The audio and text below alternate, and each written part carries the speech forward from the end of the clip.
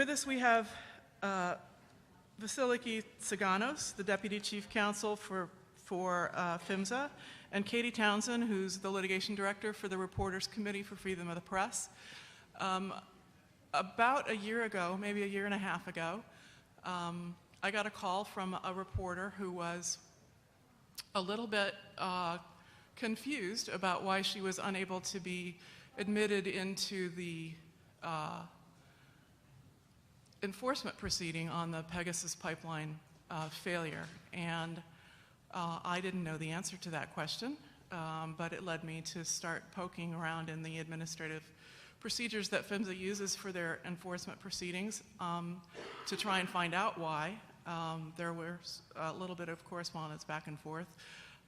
But I wanted to use this forum as an opportunity for PHMSA to come talk to us about how the enforcement proceedings do work, whether they believe that leaving them closed to the public is a good thing and helpful to the process, or whether it's good as a matter of public policy, whether they'd be open to change, and so forth. Katie's then going to talk about whether she thinks it's a good public policy to have them open, and in fact whether it is legal to have them closed.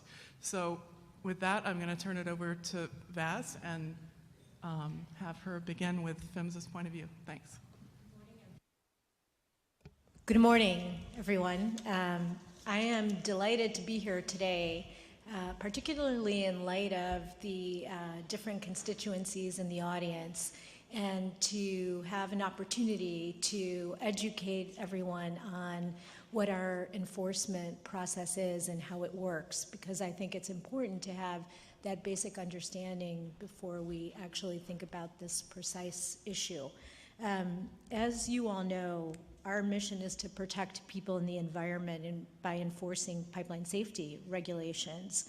And our enforcement authority comes straight from the Pipeline Safety Act, which provides for the issuance of administrative orders and the assessment of civil penalties and other sanctions by PHMSA to achieve and maintain pipeline safety.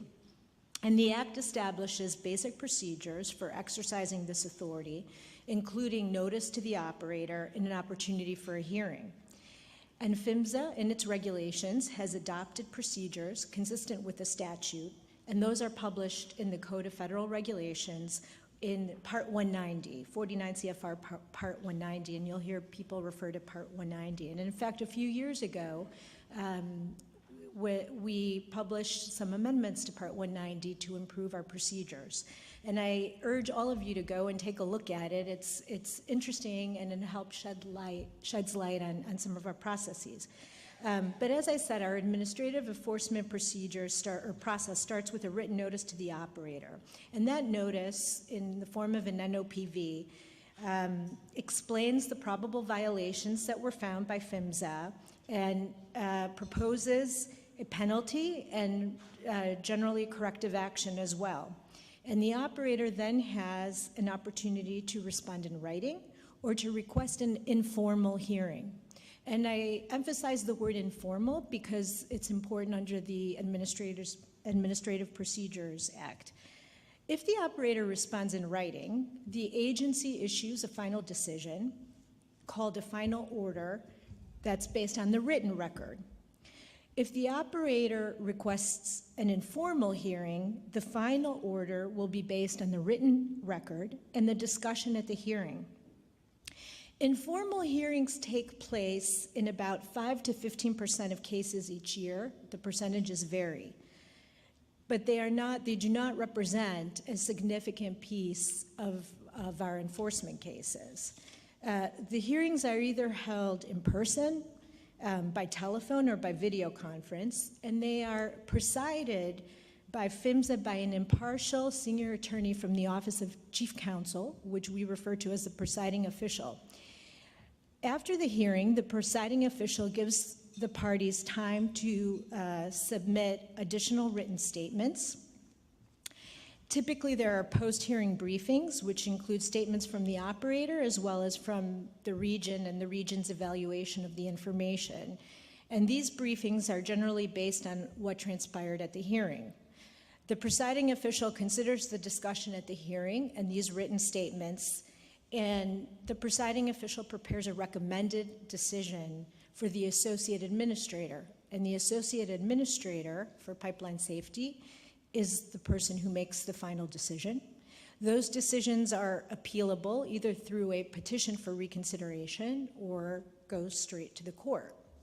Now, I mentioned earlier that these procedures, or the hearing, is informal. And the Administrative Procedures Act establishes minimum procedural requirements for federal agency adjudications.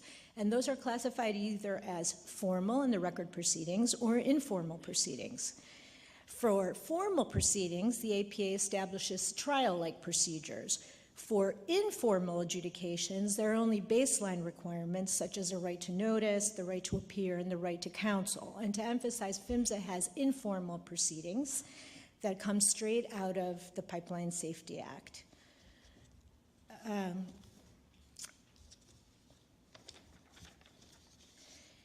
The next thing I wanted to talk about is how our structure of the hearings is not like a court. We're not a court. We're a safety agency, and we're not set up like a federal court, and it's not really, I think, analogous and not fair to compare us to a court. Our informal hearings are different than court proceedings, like criminal and civil trials, and even like some formal proceedings in front of an administrative law judge. All of those have specific rules and procedures. They usually take place in a courtroom with a judge, counsel, and sometimes a jury.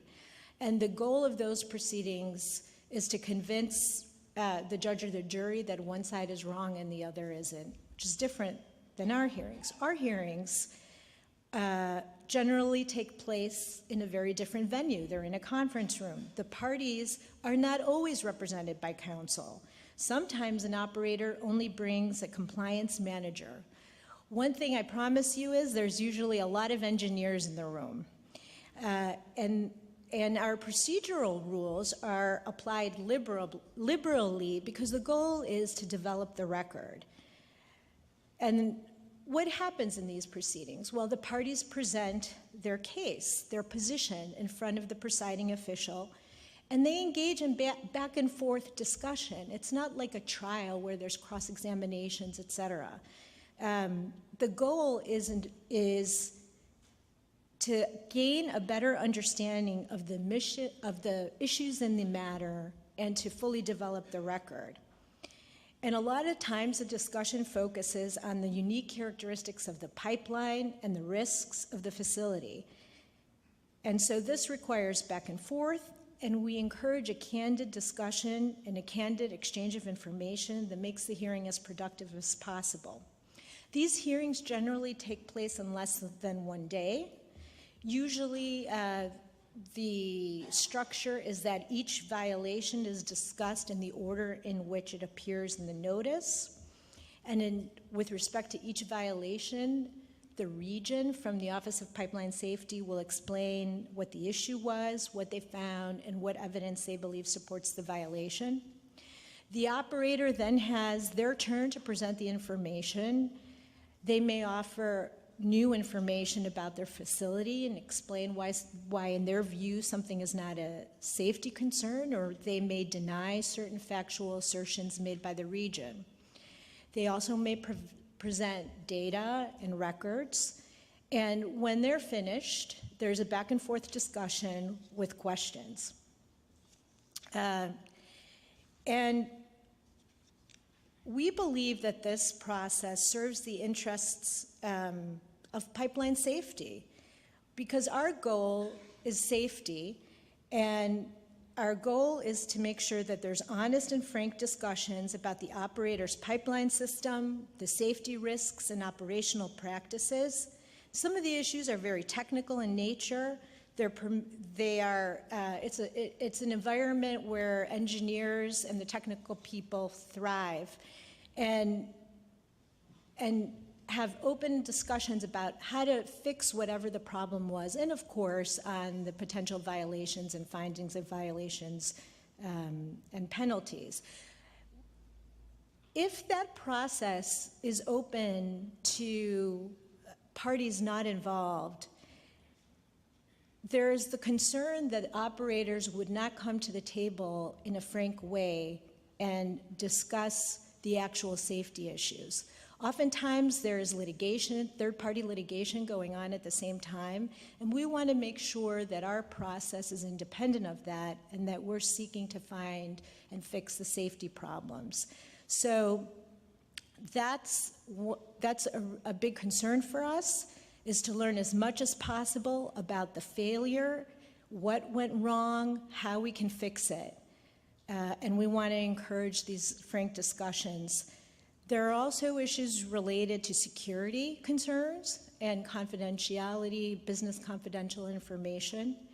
And PHMSA has an obligation to protect that information. And I wanted to just close with focusing on the transparency that we do have. The final agency order will be quite lengthy, often 20 to 30 pages, where all the evidence, the order goes through all the evidence, what was presented, what they weighed, what wasn't weighed, what was persuasive. And it really explains how the specific outcome was reached. And those are all public. And I want to urge people to go and take a look at our website, because our enforcement process is transparent. We have an enforcement website that has a lot of information, statistics, numbers, the types of cases. And for every single case, we post the notice of probable violations, the operator response, and the written decision. And other items are also available through the FOIA process. We're always looking to improve. We're always looking to hear from our stakeholders, and wanted to close with just letting you know that we're committed to continuously serve the public and our stakeholders by providing relevant and timely information about our agency operations. And we're engaged in a proactive disclosure exercise where we're looking for ways to improve what we post on our public website without having to have had a FOIA request, and how to better use our technology and improve the information available to all of you. Thank you.